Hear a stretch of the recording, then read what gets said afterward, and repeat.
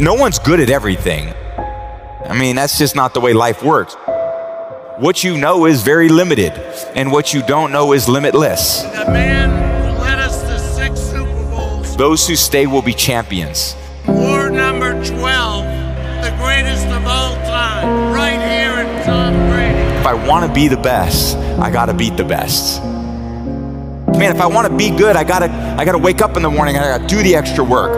And I gotta show up when other guys aren't. And I've got to learn. I've got to continue to be open to learning. But I had to take it to a new level that the other guys wouldn't. Nothing was given to me. So I'm gonna go out there and compete as hard as I can.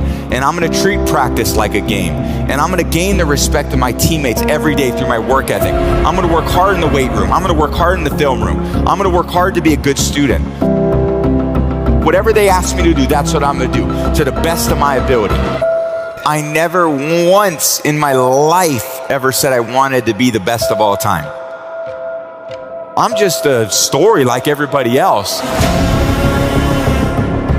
I wanted to be the best I could be, period.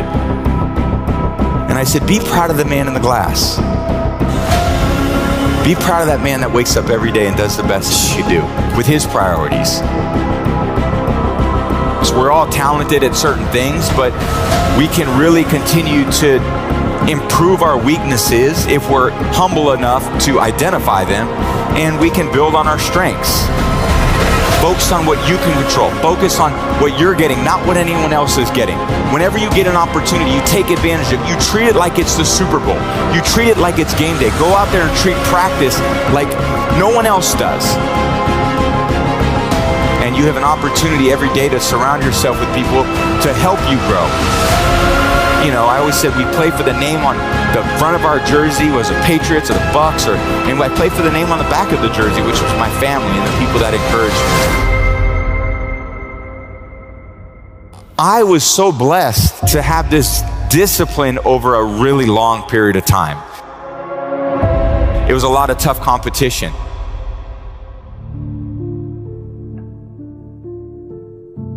But I was never, I would say, like a prodigy. You know, I wasn't like the kid where you see Tiger Woods swinging on the Johnny Carson show at 2 or 3 years old, and you know his swing looks as good as it did at 3 years old as it did, you know, as he grew older. Or you know, certain players that had this unbelievable prodigy aspect to themselves. I saw myself as someone who probably had some other traits that maybe were hard to identify, but that were really sustainable over time, which was, I would say, work ethic and discipline.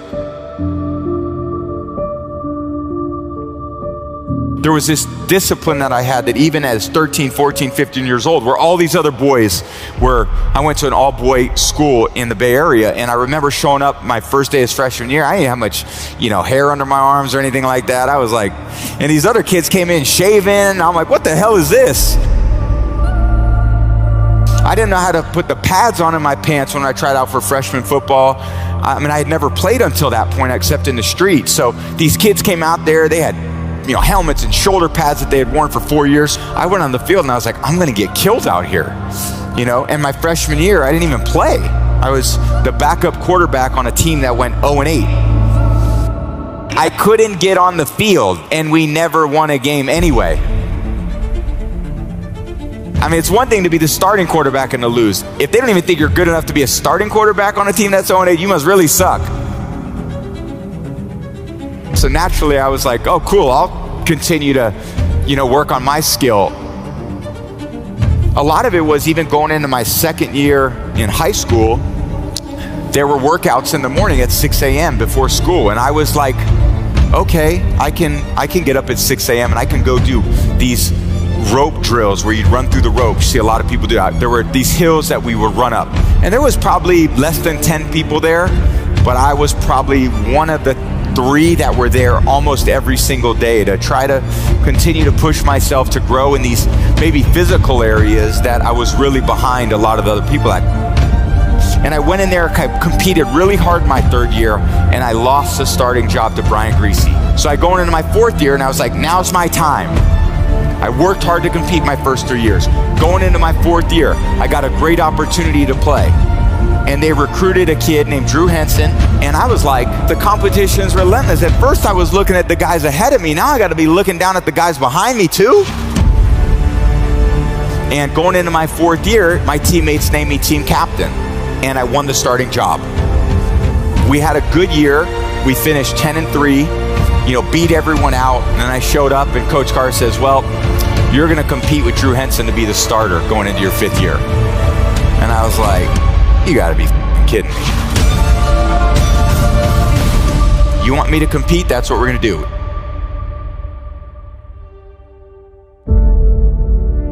I competed really hard again in my 5th year. Took it to a new level.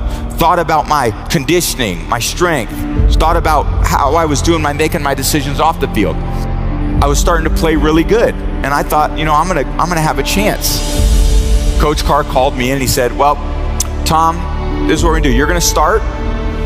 Drew, you're gonna play the 2nd quarter. And I'm gonna decide at halftime who plays the rest of the year. Coach Carr said, the platoon's off, Tom's playing the rest of the year. We didn't lose a game the rest of the season. It was a tough battle for me. It was a tough go. It was tough in high school. It was really tough in college. So of course now I'm going to the NFL draft.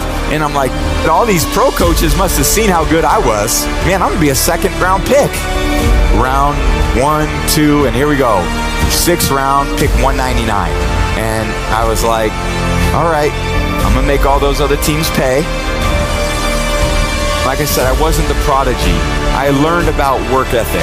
I learned about resilience. I learned about gaining the trust and the respect of my teammates and coaches to name me captain. I learned about how to dig deep within myself, a long way from home without a ton of support. I was so motivated to be the best I could be that I wasn't motivated to be the starter. I wasn't motivated to win the Super Bowl. I just was motivated to give my best, do the best with the opportunity I got, and to never let my teammates down. All those experiences that we think are the hardest things in our life end up being the best experience in our life, because if you approach it with humility and you look inward, they become the best opportunities for growth and learning. Well, most people could say, man, I want to exercise for one day. Or I want to be more hydrated for one day. Well, can you do it for a week? Well, that's more discipline, right? Can you do it for a month? That's more discipline. Can you do it for a year? That's even more discipline.